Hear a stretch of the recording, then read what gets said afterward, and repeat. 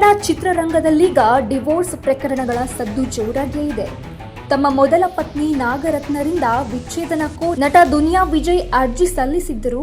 ಇಂದು ವಿಚಾರಣೆ ಕೈಗೆತ್ತಿಕೊಂಡು ಬೆಂಗಳೂರು ಕೌಟುಂಬಿಕ ನ್ಯಾಯಾಲಯ ವಿಚ್ಛೇದನ ಅರ್ಜಿ ವಜಾಗೊಳಿಸಿ ಆದೇಶ ಹೊರಡಿಸಿದೆ.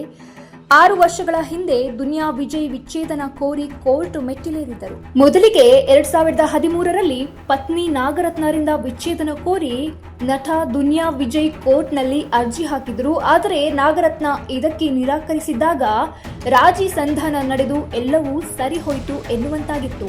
ಒಂದಷ್ಟು ಷರತ್ತುಗಳ ಅನ್ವಯ ವಿಜಯ್ ನಾಗರತ್ನ ಜೊತೆ ಒಟ್ಟಿಗೆ ಜೀವನ ಸಾಗಿಸಲು ಒಪ್ಪಿಕೊಂಡಿದ್ರು. 2019ರಲ್ಲಿ ನಟ ದುನಿಯಾ ವಿಜಯ್ ವಿರುದ್ಧ ಪತ್ನಿ ನಾಗರತ್ನ ರಾಜ್ಯ ಮಹಿಳಾ ಆಯೋಗಕ್ಕೆ ದೂರು ಕೊಟ್ಟಿದ್ದರು.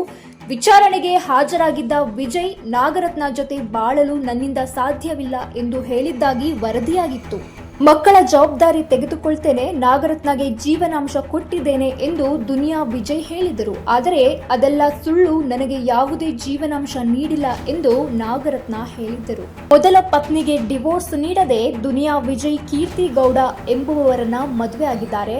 ಇನ್ನು ಜಿಮ್ ಟ್ರೈನರ್ ಮಾರುತಿ ಗೌಡ ಮೇಲೆ ಹಲ್ಲೆ ಪ್ರಕರಣದಲ್ಲಿ ವಿಜಯ್ ನ್ಯಾಯಾಂಗ ಬಂಧನದಲ್ಲಿದ್ದಾಗ ನಾಗರತ್ನ ಹಾಗೂ ಕೀರ್ತಿ ಗೌಡ ನಡುವೆ ಜಗಳವಾಗಿತ್ತು.